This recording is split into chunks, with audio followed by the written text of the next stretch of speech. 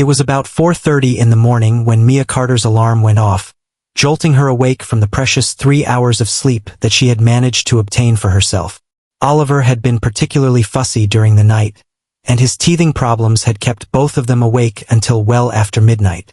She looked at the baby monitor, where her son, who was 6 months old at the time, was sleeping soundly in his cot. She rubbed her eyes and looked at it. And lastly, she hummed to herself, "Just one more hour," as she wished for him to remain sleeping while she had a shower and got ready for yet another trying day. Another building maintenance concern that her landlord disregarded was the fact that the hot water had barely had time to reach her shoulders before it became frigid with cold water. Mia hurriedly put on her gray uniform, which had been washed an excessive number of times and had become worn down. She lived in a walk-up apartment that was compact but neat, and it cost her approximately 3/4 of her monthly income. Her apartment had one bedroom. Throughout the refrigerator, there were pictures of Oliver, who was the reason for everything. During the time that she was getting his bottles ready for the day, her phone rang. When she read the text, her stomach dropped. "I'm sorry, Mia, but I won't be able to watch Oliver today because my mother is currently in the hospital." Mia's fingers shook as she responded to the text message. "Is everything all right? Wishing your mother a speedy recovery." However, on the inside, panic began to develop. Because there was no babysitter, there was no work, which meant there was no cash, and paying rent meant falling even further behind. Already, she was 2 weeks behind schedule. With the red overdue stamp that was impossible to ignore, she took a quick check at the final notification that had been attached to her refrigerator. In the eyes of her boss, Ethan Carter, absences were not tolerated. It's game over if you get 3 strikes. As a matter of fact, she already had 2 policies in place. While she was walking around the cramped kitchen, she mumbled, "Think, Mia, think." Ethan Carter, who was located on the other side of town, was contemplating the metropolis that was home to his expanding real estate business while standing at the floor-to-ceiling windows of his penthouse. He owned 12 luxury properties across Manhattan when he was 35 years old, and 3 more complexes are scheduled to begin construction later this month. As he sipped single-origin coffee from a porcelain mug that had been handcrafted, the Italian watch he was wearing began to sparkle in the early morning light. When he answered the phone, his assistant's voice could be heard coming through the speaker. "Both the Henderson contract and the Tokyo investors will be calling at 11 o'clock. The Henderson contract is ready for your signature." Instead of showing any emotion, Ethan responded by moving the call to 10. "In order to conduct the Riverside project assessment, I need the afternoon to be free." As he finished the conversation, he adjusted his tie, which was already in perfect condition. The apartment that surrounded him was spotless, with perfectly straight lines, neutral tones, and artwork that had been carefully selected. Exactly as he had ordered, everything was in its proper location. The silence was total, flawless, and devoid of any sound. That was how Ethan preferred it to be. The disorder was inefficient, the emotions were messy, and the things that were messy came in the way of making progress. When Mia returned to her apartment, she made the one and only decision she could. She carefully wrapped Oliver in his warmest blanket and packed his diaper bag with other items, including bottles, formula, diapers, toys, and outfits. She also swaddled him. He made a little movement, and his brown eyes, which were wide, opened briefly. "I'm sorry, baby," she mumbled behind her hand as she kissed his forehead.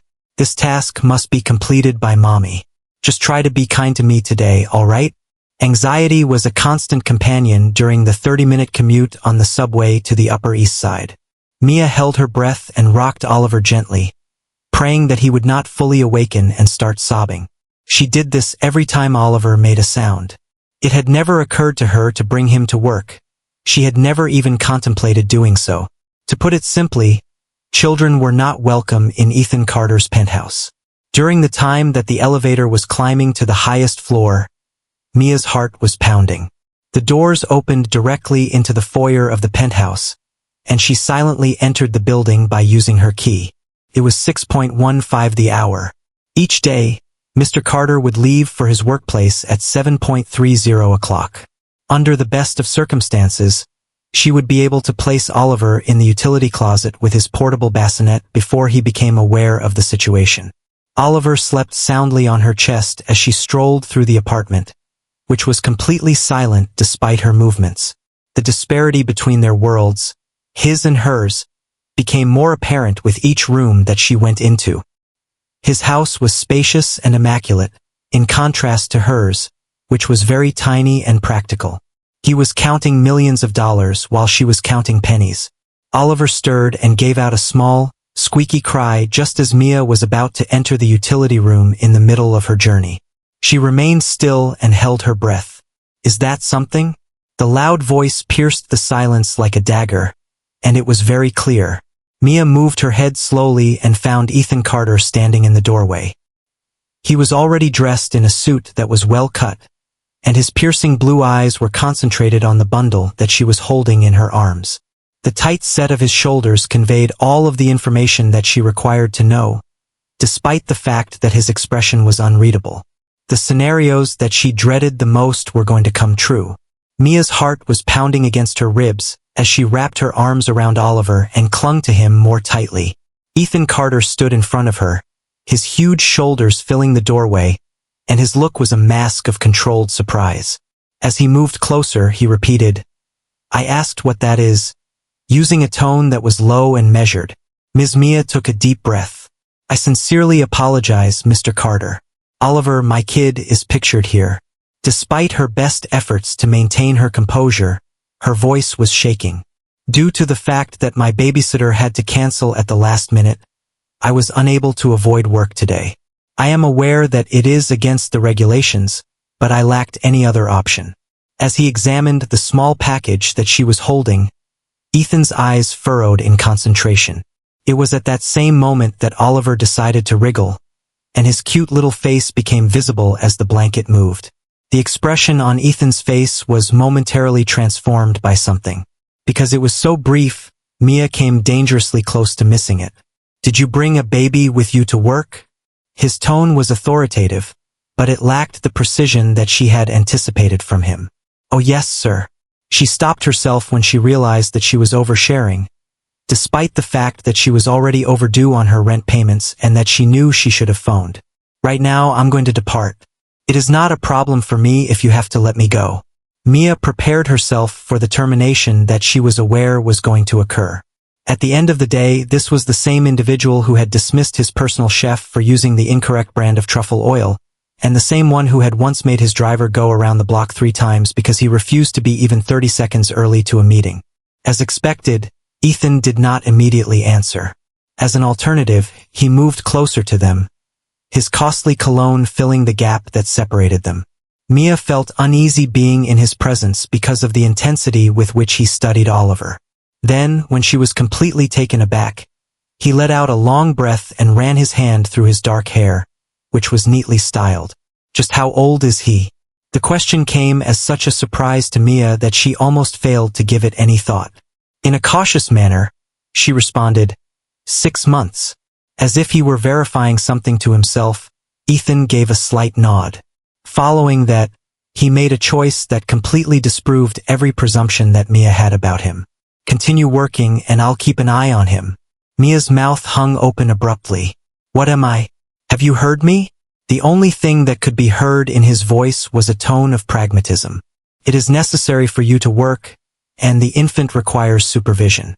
The cancellation of my morning meetings occurred.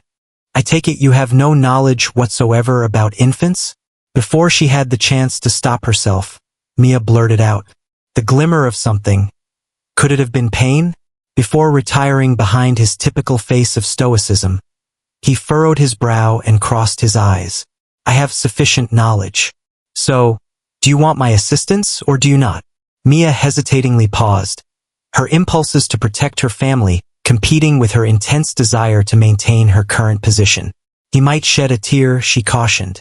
"As far as I can tell, it is what infants do. He'll need a bottle in about an hour. After that, you will demonstrate to me how to make it." After extending his arms in an expectant manner, Ethan's look made it clear that there was no place for more debate.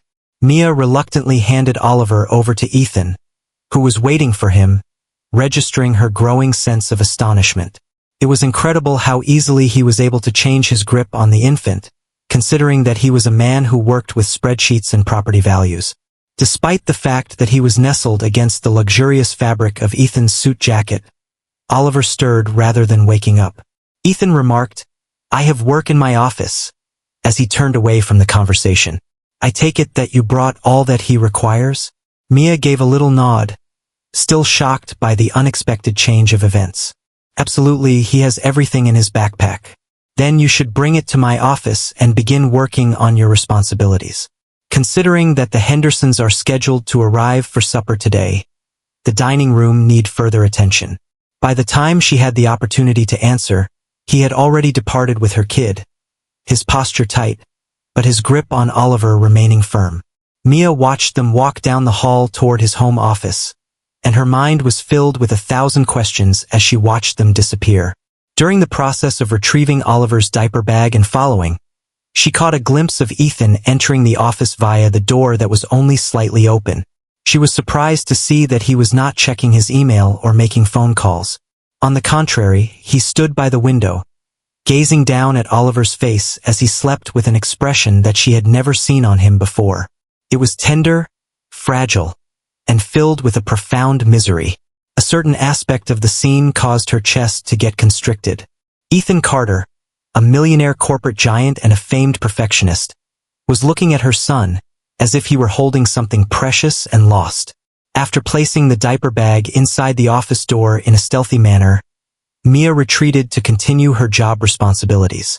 As she worked through the sumptuous rooms, dusting surfaces that barely acquired dust, her thoughts kept going back to the expression that Ethan had on his face.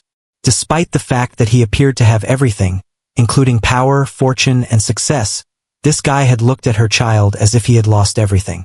And at this very moment, rather of dismissing her for the unprecedented breach of professional boundaries that she had committed, he was standing in his office holding her son. As Mia worked, she couldn't help but wonder what ghosts Ethan Carter was carrying that caused him, of all people, to offer such surprising compassion. Nothing made sense, and she couldn't help but wonder because she was working. During the time that Ethan was sitting on his leather recliner, the infant was soundly resting in his arms. His laptop stayed closed, and he did not respond to any emails. Ethan Carter, a man whose calendar was meticulously scheduled down to the minute, was simply sitting still for the first time in almost a decade. Each breath that Oliver took caused his small chest to rise and fall, and his tiny fingers would occasionally quiver while he was sleeping. In the midst of a morning that had gone in an entirely different direction, he was a peculiar anchor that was warm and solid. Since that time, Ethan has not held a child. After a period of 5 years, his thoughts began to wander back to the memories that he had carefully buried away. While Emily was in the hospital, the room smelled of antiseptic and lilies, which were flowers that she had always cherished. His wife's face had been pale against the white sheets, and her smile had been tight as she clasped his hand during another contraction. Emily had muttered to herself, "She is going to be stubborn like you." She was laying her palm on her big tummy, which was already refusing to come out on time during the pregnancy. Ethan had responded by kissing her on the forehead after saying, "As long as she is healthy, little one, take your time with this." But time was precisely what they lacked in their possession. Towards the end of that night, the voices of the doctor had become muddled together. The presence of significant hemorrhage, placental abruption, and emergency cesarean delivery. Ethan had already lost his wife and their pregnant daughter by the time morning rolled around. By immersing himself in his profession, building his real estate empire, and removing anything that brought emotions back into his life, he had responded in the only way he was aware of how to do so. There are no photographs, mementos, or reminders. In the meantime, his business had flourished, and Ethan had become a completely different person from the one Emily had loved during their relationship. Now, Oliver began to stir in his arms, which brought an end to the agonizing reverie. The eyes of the infant opened with a faint flutter, displaying dark brown irises that looked at Ethan with a curious and innocent expression. With a soft voice, Ethan greeted the person. The expression on Oliver's face, which was a precursor to sobbing and which Ethan found all too familiar from the parenting literature that he and Emily had studied, was wrinkled up. Ethan stood up and began gently rocking the infant while strolling slowly about his office. He did this without giving it any consideration, acting on instinct rather than deliberate thought. "Be quiet. There is no need to worry about it," he whispered, the words sounding strange on his tongue after so many years of using business terminology that was so formal. Oliver was taken aback when he finally settled down, his wide eyes following Ethan's face with an expression of evident delight. "Is it true that you don't ask for much?" Ethan found himself with the phrase, "Only a minor amount of attention." Mia pushed her way rapidly around the penthouse, darting peeks toward the office every time she went by. She was working further down the hall. It was her expectation that she would hear someone crying, perhaps Oliver or Ethan, who was pleading for her assistance. On the other hand, there was simply a faint mumbling that was difficult to make out altogether. At long last, her insatiable curiosity won out of her. Mia took a moment to pause outside the door of the office and cautiously looked through the opening to check on her kid. It was the sight that caused her to gasp for air. Oliver was being held against Ethan's chest as he stood at the window, with sunlight flooding all around him. However, it was not only the fact that he was holding him that was significant. It was also the manner in which he was looking at him, gently, with pain, and with something that appeared to be a startling amount of longing. The words that Ethan was saying to Oliver were so subtle that Mia was unable to hear them. Her kid extended a small hand toward Ethan's face, and to her utter surprise, Ethan let the baby to touch his cheek. A faint smile appeared on his normally serious face as he showed the baby his affection. Because it was such a private moment, Mia had the impression that she was an invader. She retreated stealthily, her thoughts whirling as she did so. What could have caused a man like Ethan Carter, who had everything, to look at her child as if he had lost everything about his life? As she resumed her job, she was preparing the dining room for the major supper that was scheduled for the evening. The question kept popping into her head. At a later time, when Oliver's cries of hunger finally pierced the silence that had been prevailing in the penthouse, Mia hurried to the office with a bottle that had been prepared. "I am able to take him at this moment," she said, anticipating that Ethan would feel relieved. Instead, he exhibited timidity. It came as a surprise to both of them when he said, "I can feed him if you show me how." Mia gave a demonstration on how to hold the bottle at the appropriate angle, and Ethan followed her instructions with attention to detail that was unexpected. He drank enthusiastically, his eyes remaining glued on Ethan's face the entire time. In a cautious manner, Mia recognized that you were pleasant with him. Something flickered across Ethan's face, a shadow of the pain that she had seen earlier in the moment. In a tone that was purposefully uninteresting, he stated that it was not complicated. But his eyes conveyed a different message. There was a history of loss going on there. As the day continued, Mia completed her responsibilities, and Ethan took turns taking work calls. These calls were done in a discreet manner so as not to disturb the baby and to ensure that Oliver was cared for. It was perplexing to her how easily he adjusted to the upheaval that had occurred in his life, which had been neatly organized. It was late in the afternoon when she arrived to collect Oliver and take him away, and Ethan was hesitant to hand him back and leave. As Mia was at a loss for words to respond to the peculiar circumstance, she expressed her gratitude for the day. "I assure you that it will not occur again. Reliable child care will be found by me." For an instant, Ethan looked intently at her face. "And if you are unable to?" There was a question that lingered between them, and neither of them was prepared to answer it since it was weighted with ramifications. Mia gave a resolute response, "I'll figure something out," despite the fact that she was struggling with uncertainty. While she was leaving the penthouse with Oliver cuddled up against her chest, she was unable to remove the image of Ethan's face as he had held her son. It was the face of a man who was haunted by ghosts that she was unable to see, but whose presence she had felt in every corner of his lovely empty home. Since Mia had brought Oliver to work on that particular day, 3 weeks had gone. Furthermore, to her ongoing astonishment, Ethan had agreed to let her continue to bring him as well. There was very little discussion that led to the formation of the arrangement. Mia would arrive with Oliver every morning, and Ethan would keep an eye on him while he was doing things like examining paperwork or participating in conference calls. During the times that Ethan had appointments outside of the penthouse, Mia would let Oliver accompany her as she cleaned. The routine was successful in some way. Ethan, who had a reputation for being chilly, had acclimated to the presence of the baby with a surprising ease, and Oliver appeared to be content in the peaceful luxury of the apartment. Mia was getting ready to leave after a long day, and she was in the process of packing Oliver's belongings on this particular evening. During her lunch break, she received a phone call from the apartment management. A further hike in rent was on the horizon. While she was folding Oliver's blanket, she felt the weight of the news crushing down on her shoulders. The sound of Ethan's voice coming from the doorway caused her to jump immediately. "You're distracted today." She automatically responded, "I'm fine, Mr. Carter," while tucking a strand of hair behind her ear.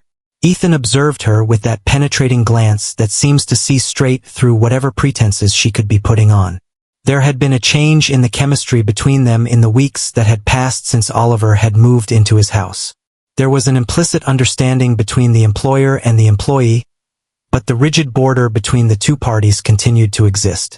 "I was wondering how much your rent is," he inquired in a sudden.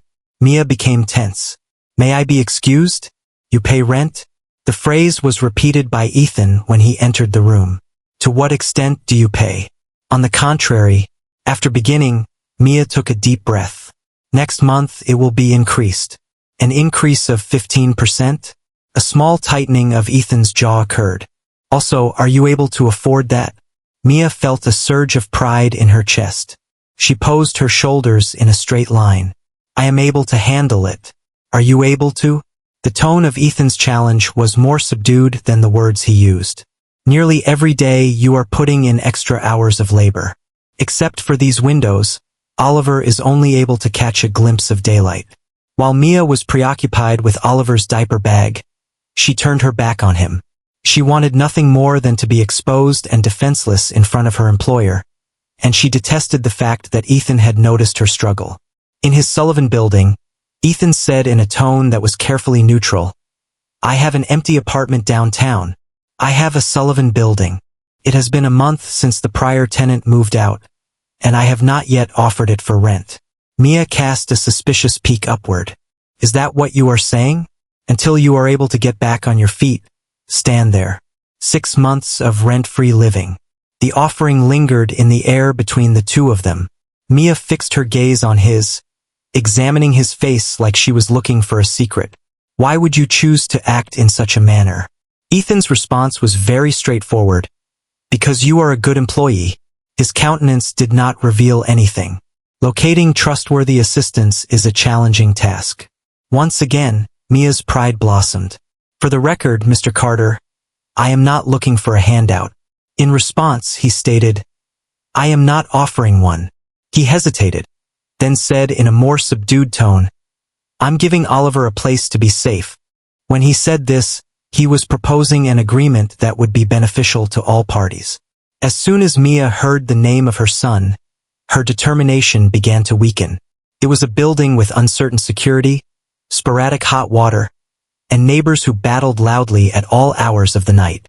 She could hardly afford the apartment that was located in that building. Oliver was deserving of better. She continued to be hesitant. "That doesn't sit well with me."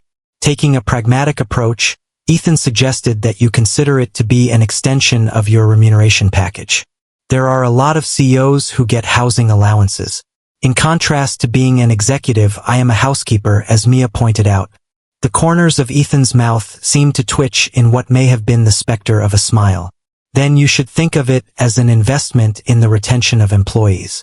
The sudden delighted gurgle that Oliver let out, which drew both of their attention, came from the fact that he had been peacefully playing on his blanket. The expression on Ethan's face softened as he looked at the baby, and there it was once again. That glimmer of something more profound and intricate than his professional character permitted. After observing him, Mia began to formulate a question that she had never before had the courage to ask. "Are we talking about Oliver and I here? Maybe it has something else to do with it." The forcefulness with which she posed her query appeared to take Ethan by surprise. Before he was able to regain his composure, the carefully created mask was temporarily removed, allowing a glimpse of the raw emotion that he was experiencing all along. Is it still relevant? It was a quiet question. Maybe it did, but Mia couldn't say for sure why it did. Her son deserved stability, and she was aware that her own tiredness was becoming dangerous. This was something that she was aware of. The day before yesterday, she was giving Oliver a bath and came dangerously close to falling asleep. After a lengthy delay, she finally mentioned the apartment. Is it possible for me to view it first? Ethan gave a slight nod. Your transportation will be provided by my driver tomorrow afternoon. On top of that, there are no conditions attached.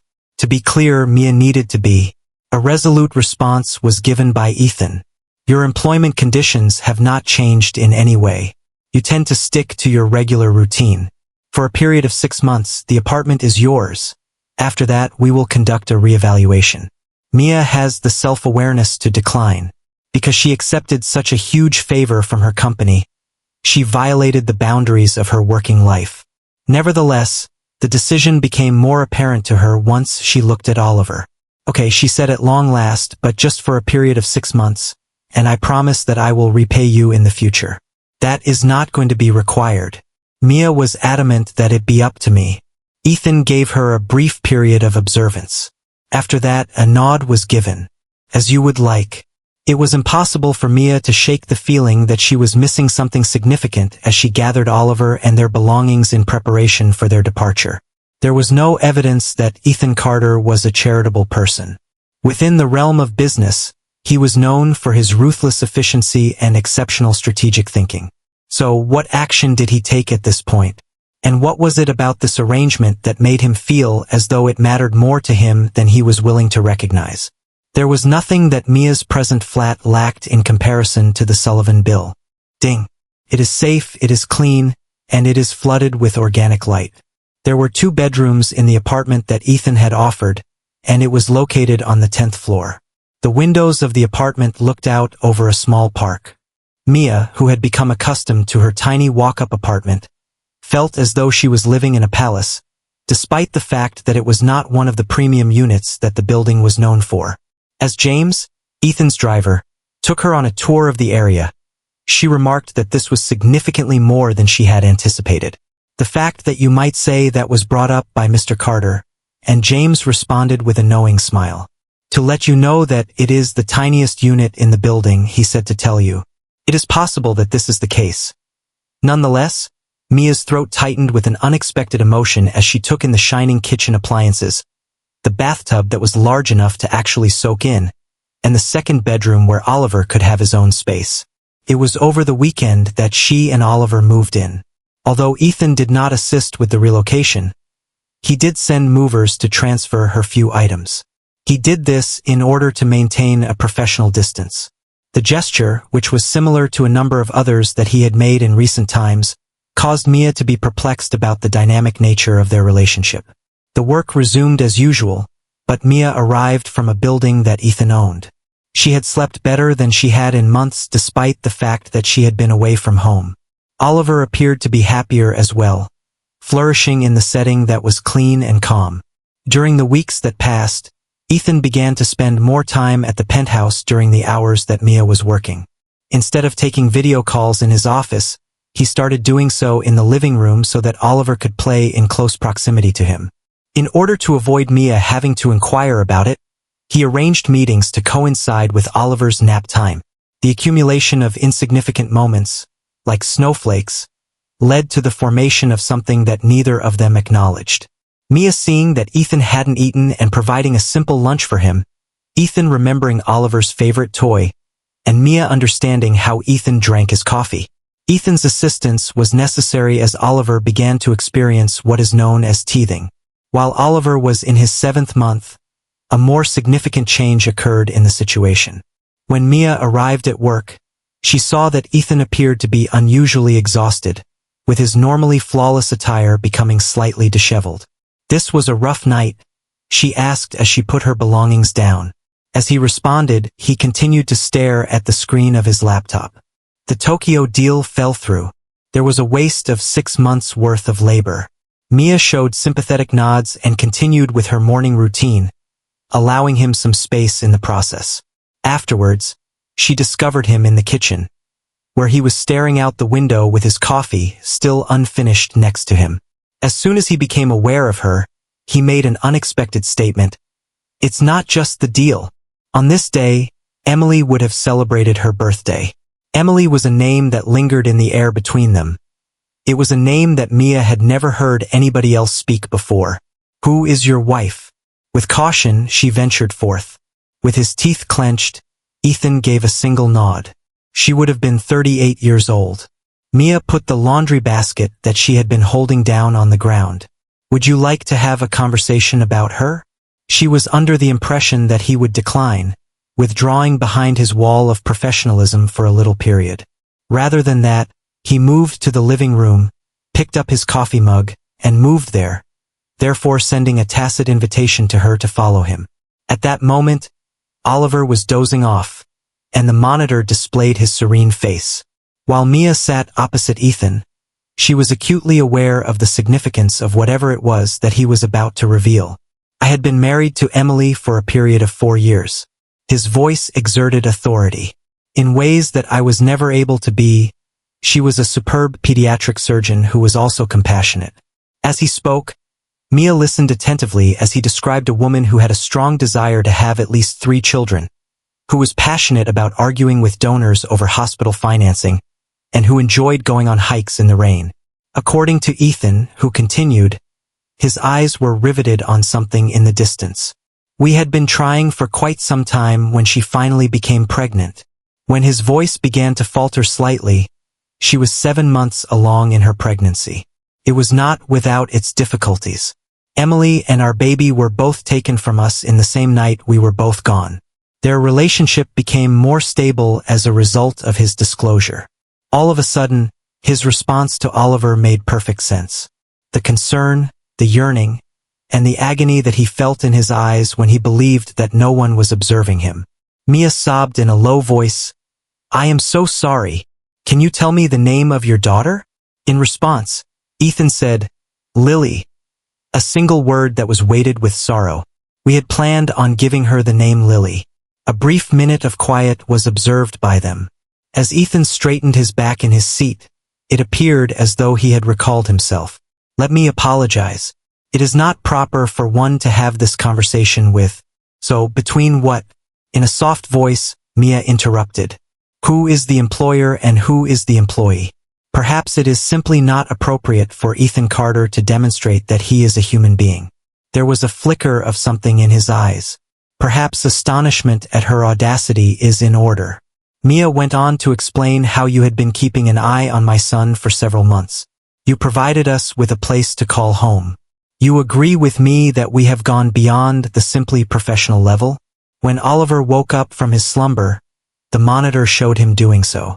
In order to get him, Mia stood up and paused next to Ethan's chair. She did it on the spur of the moment, placing her hand softly on his shoulder. "I am appreciative of you informing me about these." The following evening, Mia saw Ethan on the rooftop balcony, where he was drinking a glass of whiskey. This occurred after she had put Oliver to sleep in his new room. The lights of the city spread out below them like stars that have fallen. He pointed to the chair next to him and asked, "Would you like to join me?" Mia was finally able to voice the question that had been bothering her for a long time as they sat together outdoors in the fresh night air. "When did you decide to do all of this?" This time, the truth it is, because Ethan had been silent for such a long time, she was concerned that he would not respond. Upon doing so, his voice was unfiltered and full of sincerity. "Initially, Oliver brought to my mind the things that I had lost," he said. Now, however, he focused his gaze on her, his visage revealing a sense of vulnerability. "For me, he serves as a reminder of what life might still be like." Mia experienced a change in the emotional connection between them, a recognition of feelings that neither of them had been prepared to name. However, as the warmth began to develop in her chest, a shade of uncertainty followed. Is it possible that Ethan was using her and Oliver as a means to heal old wounds? A substitute for the family that he had missed out on? Alternatively, Was there something more genuine that was developing between them? During the time that they were sitting together beneath the huge night sky, the question was not addressed. The future was as unexplored as the stars that were up above them.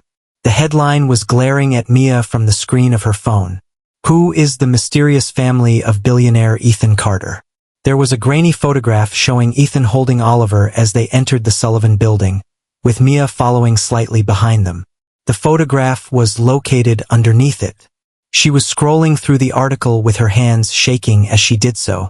A heartbroken widower, a much younger housekeeper, a love child, and the act of bringing her into his property were all words that immediately came to her mind.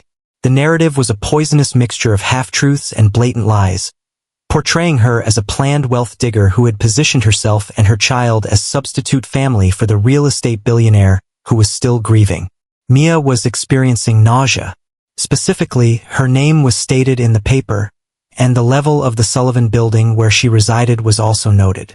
A few paragraphs of gossip that was passed off as news were responsible for the violation of her privacy, her reputation, and her dignity. When she received a text message from a former coworker containing the link, she inquired as to whether or not the article was accurate. A total of 3 additional people had reached out to her by the time she arrived at the penthouse that morning. Among them was her sister, who was located in Chicago. Upon her arrival, Ethan was engaged in a conversation on the phone, his back tight with stress as he paced around the living room. Mia was able to tell that he had also read the article based on his abrupt tone. He was saying, "I don't care what it takes," with a tone that was icy and harsh, displaying a controlled anger. First, you should determine who was responsible for leaking her address. Then you should contact Reynolds at the Chronicle. By the end of the day, I would like a retraction. As soon as he noticed Mia, he terminated the conversation, his countenance becoming even more gloomy as he observed the distress that was visible on her face. As opposed to asking, he indicated that you had already seen it. Indeed, Mia carefully placed Oliver's carrier inside the vehicle. All throughout the morning, my phone has been vibrating nonstop. Ethan ran his hand through his hair, a move that she became familiar with as one of the few indicators that he used to communicate when he was truly distressed. In a tense tone, he referred to himself as Victor Chun, a former partner in business. There was a disagreement between us the previous year, and ever since then, he has been looking for ways to undermine me. Is this what you mean? A vengeance in business? Despite her best efforts to maintain her composure, Mia's voice lifted as she inquired, "My son, are you going to use my life to get revenge on me?" Even as he reached for his phone once more, Ethan reassured her that he would soon fix the problem. "A statement is currently being drafted by my public relations team. In addition to making it very obvious that you are an employee, we will also make it plain that the housing arrangement is merely a component of your salary." The words that he spoke caused Mia to hesitate for a moment. Is that true of who I am? How about a mere worker? Ethan came to a halt, taken aback by the question that was asked. As he looked into her eyes, the high-octane, problem-solving energy that had been emanating from him began to slow down. "May I ask what you mean? It is clear to you what I am referring to." Mia moved closer to Oliver, who was now sound asleep after being transported in his carrier. "Our relationship has been more than just that of employer and employee for the past few months. My youngster is the recipient of your time. You shared with me the story of Emily and Lily. Some evenings, after Oliver has gone to sleep, we sit and speak for hours." The look on Ethan's face remained uninfluenced and uninterested. "We've developed a friendship." As Mia repeated the term friends, she felt that it was insufficient. Is that all there is? Between them, the question hung in the air. The city maintained its frenetic pace outside the windows of the penthouse, but within, time seemed to stand still as they confronted a moment of reality that neither of them had been prepared to face. "Mia, what is it that you would like me to say?" In the end, Ethan inquired, his tone of voice becoming more intimate and softer than his usual business tone. "Simply put," she responded with the truth. "Could they be wrong? That is to say, the tabloids. How about us? Do you have a house?" When Ethan did not respond right away, Mia was able to find the answer she was looking for in his hesitancy. "Do I matter to you in any way?" having a strong want to hear it pronounced, she urged. On the other hand, are we only filling a gap in your life? It was a question that touched a nerve. Ethan made a tiny turn away from the window, his profile standing out against the bright morning light that was coming in through the windows. When it was eventually his turn to speak, his tone was deliberate and measured. Obviously, I am concerned about both you and Oliver. But, Mia prompted, recognizing the qualification that was not being expressed. There was an excessively extended pause from Ethan. Mia felt a harsh clarity come upon her as the silence continued. Through his eyes, she was able to see herself. The young woman who was raising her child alone and who had suddenly emerged in his world, bringing with her both chaos and vitality, as well as reminders of everything he had lost. Oliver, a second opportunity at fatherhood that had been taken away from him, was what she saw when she saw Olivia. Moreover, she observed something else. The inability of Ethan to differentiate between his growing affections for them and his unresolved sadness is a problem. She spoke in a low voice. You are not ready. The realization was terrible, but it was obvious. Are you concerned about us, but you are unsure if it is because of who we are or what we stand for? You are not correct, Mia. Do you agree? She interrupted him in a gentle manner. Is it possible that you sometimes see the child that you have lost when you look at Oliver? Are you making an effort to be the kind of man that Emily needs you to be when you assist me? The look on Ethan's face verified what she had been afraid of. Neither with rage nor with denial, but rather with a momentary astonishment at her understanding, which was then followed by a reluctance to acknowledge the reality. In a low whisper, Mia said, I will not be your second chance.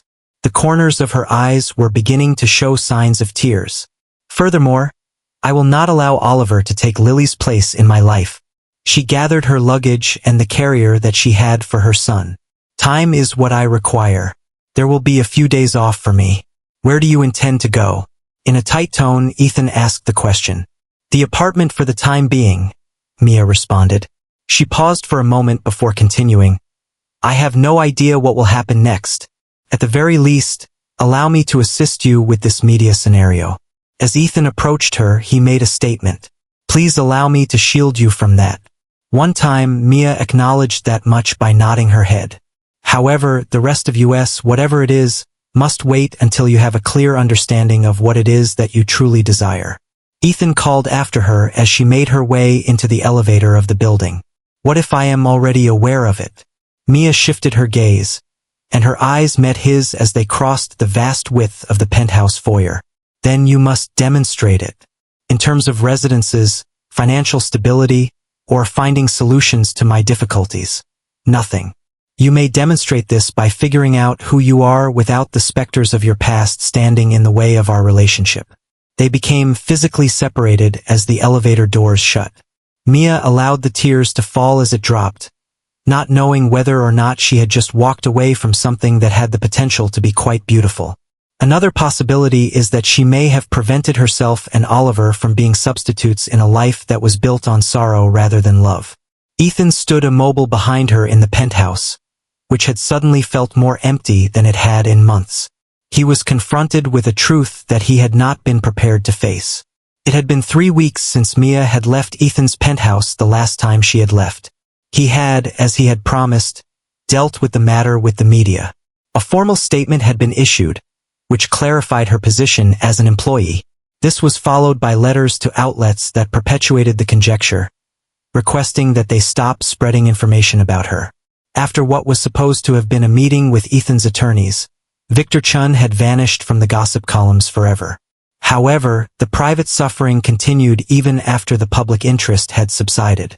While Mia remained to reside in the apartment in the Sullivan building, she made use of the vacation days she had accrued in order to delay going back to work. She contemplated the possibility of seeking for a different profession, one that would guarantee sufficient financial support for both her and Oliver, but would not involve the delicate emotional entanglements that her current work now entailed. Each day, she anticipated receiving a phone call or a visit from Ethan. The silence became longer with each passing day until the day when a simple envelope was delivered to her via the slots in her mail slot. You could find a key and a note written by hand inside. it is still possible for you to keep your employment. If this is not the case, the apartment will continue to be yours for the full 6 months as agreed upon. There are no conditions. No emotional appeal here. There is no spectacular gesture. It was just a subtle confirmation that her decision was significant. That afternoon, a second envelope was sent to someone. Mia served as trustee of the trust until Oliver became 21 years old, and the documents contained in this one transferred ownership of her flat to a trust that had been established in Oliver's name. In a letter that accompanied the document, Ethan's attorney noted that the trust would be responsible for paying all of the property taxes and maintenance payments required. The documents were strewn out in front of Mia as she sat on her sofa, and she was astounded by what they represented. Freedom, in addition to financial security, was the goal. The freedom to decide whether or not to go back to Ethan depending on one's sentiments rather than on the requirement to do so. That evening, she called her sister and detailed all that had happened. "All right, let me get this straight," Jenny stated when she had finished listening to the entire convoluted conversation. "Your boss, who is worth $1 billion, fell in love with you and your child, became envious when the press discovered this, bestowed upon you an apartment, and then vanished." As Mia saw Oliver engage in his activity, she groaned and thought to herself, "That's not exactly how it happened. According to Matt, I was the one who left the room. My message to him was that he needed to determine whether he cared for us because of who we are or because we brought back memories of what he had lost. And now he is allowing you some time to make a decision. I suppose that is the case. The question is," as Jenny asked Mia in a soft voice, "what is it that you want?" After they had hung up, the question continued to bother them. To what end did she seek? There is protection for Oliver, absolutely. Ethan, however, had already provided that, and he had not asked for anything in return. It is a job. One more could be found by her. It is a relationship. Had that been the cause of the growing distance between them? When Ethan talked of Emily and Lily, she thought about the expression on his face, which was still a sign of unresolved pain even after 5 years. When she thought back to the first time he had held Oliver, she recalled the way that something awakened within him. She recalled the peaceful evenings spent on the balcony, the conversations that flowed easily between them, and the gradual softening of his countenance whenever he looked at her. Could it have been a glimpse into his past, or could it have been the beginning of something new? Ethan, on the other hand, was undergoing his own personal transformations across town. He did not rush into work in an attempt to escape the anguish he was experiencing for the first time since the death of his family. Instead, he faced it. Everything between him and Mia had changed, beginning with Emily's birthday, which was the day that everything changed. He paid a visit to the cemetery, where he placed flowers on the graves that he had avoided for an excessive amount of time and spoke words that he had kept hidden from others. He looked through the boxes of memories that he had stashed away, touching things like photographs, infant outfits, and wedding albums throughout the process. During the first time in years that he shed tears, it was not the controlled private anguish that he had allowed himself to experience. Rather, it was profound, cleansing sobs that left him feeling drained and somehow lighter. At his place of employment, he surprised his executive team by announcing that he would be withdrawing from day-to-day operations. "It is time for someone else to take charge of the day-to-day operations," he informed them, "but I will continue to be involved in strategic decision-making." Margaret, who had been his assistant for 8 years, discovered him emptying up his desk and hesitated in the doorway as she did so. "Are you about to pass away?" It was a direct question. Although it was a sound that was so uncommon in the workplace, Ethan really laughed, which caused Margaret's eyebrows to rise in fear. He reassured her that this was not the case. "Trying to live is my goal." One of the things he did was spend time getting back in touch with old acquaintances, individuals who had known him before the pain of loss had turned him into the person he had become. He paid a visit to his parents, who had been secretly concerned about him for more than a decade. He volunteered at a children's hospital, paying tribute to Emily's memory in a manner that he ought to have done a long time ago. He thought about Mia and Oliver, not as replacements for what he had lost, but as people who had demonstrated to him that his heart was still capable of growing. It had been 1 month since Mia had left the penthouse when Ethan got a text message from her. There will be a return to work for me tomorrow. I'll be out of the office, was the straightforward response he gave. James will open the door for you. I made a conscious decision to do so. It was impossible for him to sway her decision or make her feel uneasy because he would not be present. She would be able to re-enter the penthouse on her own terms if she so desired. The following evening, Ethan was seen sitting on a seat in the tiny park that was visible from the window of Oliver's nursery. Not only did he not want to approach them, but he also did not anticipate that Mia would even happen to be there. It was sufficient for him to be in close proximity in order to sit with his thoughts and the choices that he had made. When he looked out the window of the 10th floor, he saw a woman standing there. It was Mia, who was holding Oliver, and she was staring down at the park. He was unable to determine whether or not she had seen him seated there. She remained there for a considerable amount of time before turning away, the light that was shining through the window continuing to shine like a beacon in the growing darkness. Meanwhile, Ethan stayed seated on the bench and observed the light. Over the course of many years, he had been attempting to escape his history by constructing walls around his heart and employing his empire as a sanctuary against emotion. After that, Mia and Oliver had made their appearance, bringing chaos, warmth, and vitality into his world, which he had carefully regulated. There was a choice for him to make at this moment. He could either go back inside the security of his walls or he could take a step forward into the unknown, with no guarantees other than the knowledge that he was finally prepared to live again. When Mia arrived at the penthouse the following morning, she saw a little package sitting on her desk. A note with an address was found inside, and it was not the cemetery as she had half expected. Rather, it was a playground in Central Park. At the bottom of the note, which was written in Ethan's precise handwriting, was the time, noon. There are no guarantees or fairy tales. Nothing but a choice. Parents were grouped on benches with coffee cups and watchful eyes.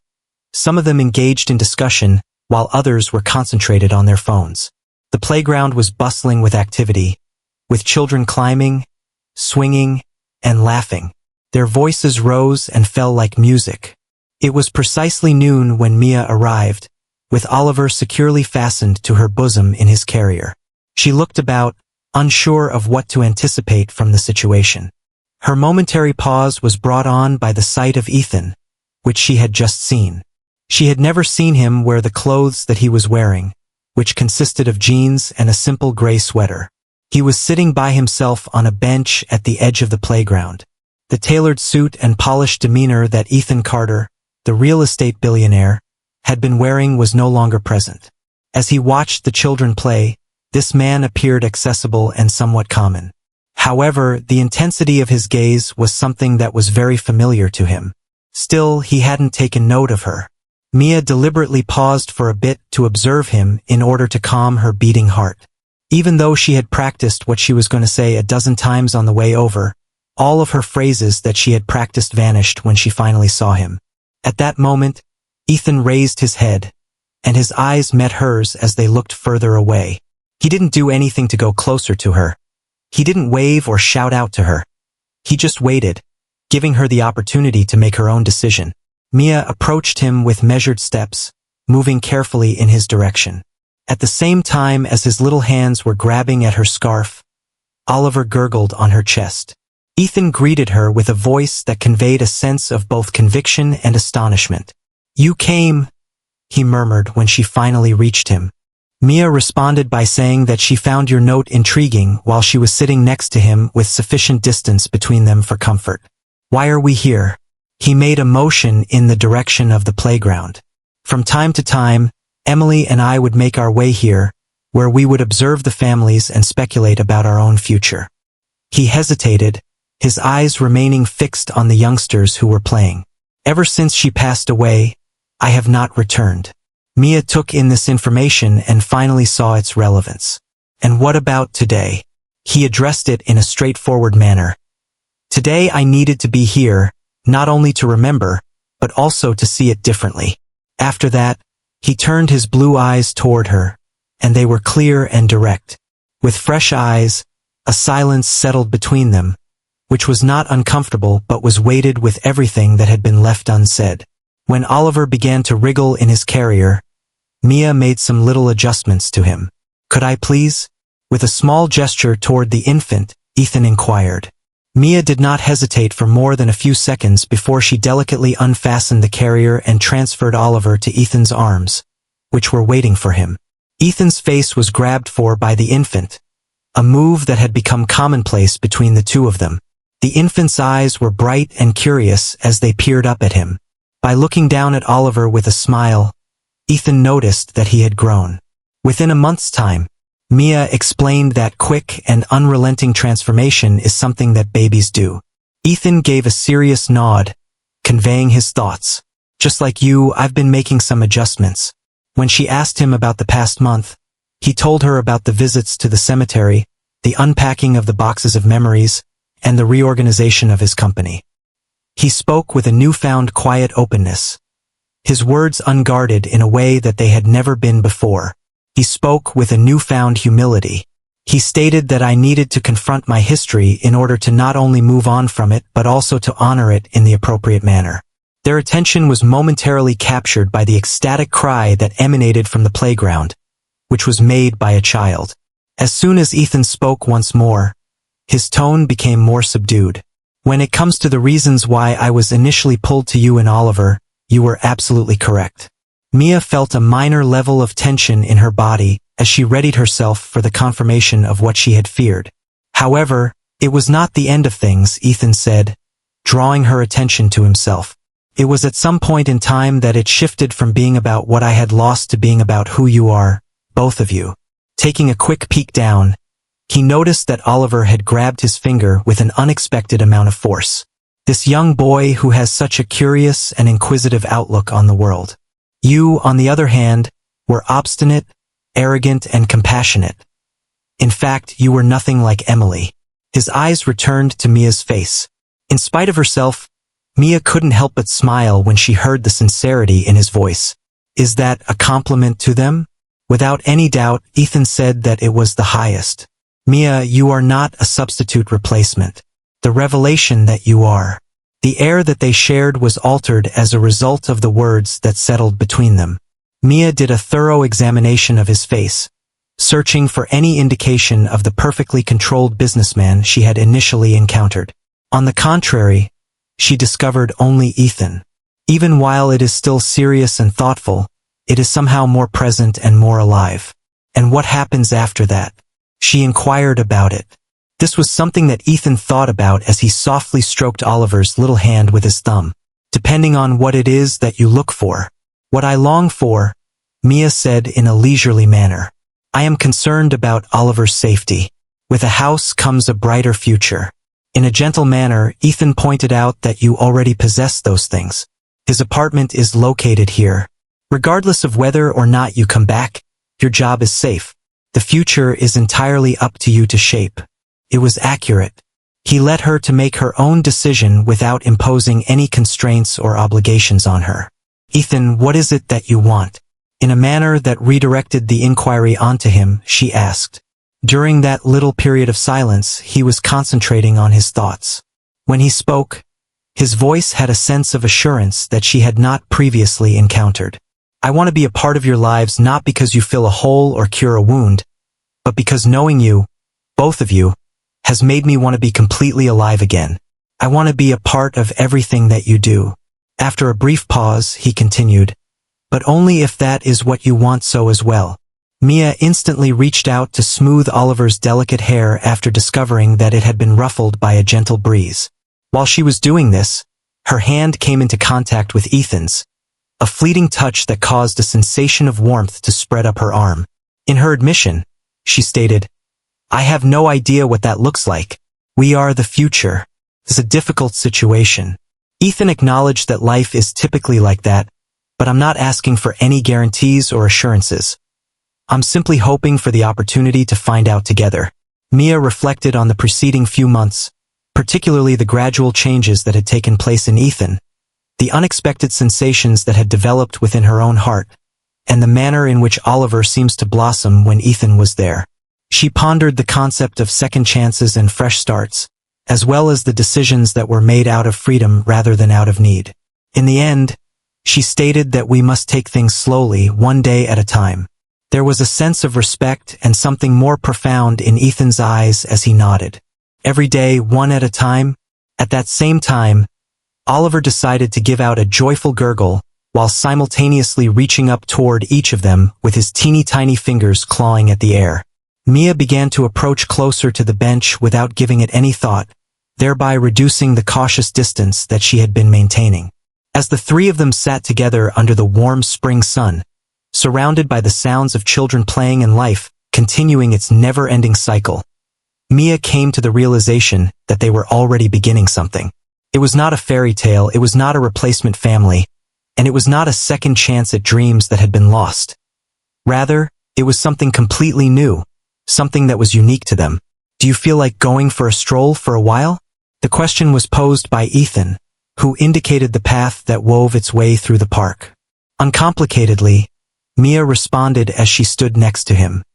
He returned Oliver to her carrier, his motions being deliberate and trained now that he had received more experience.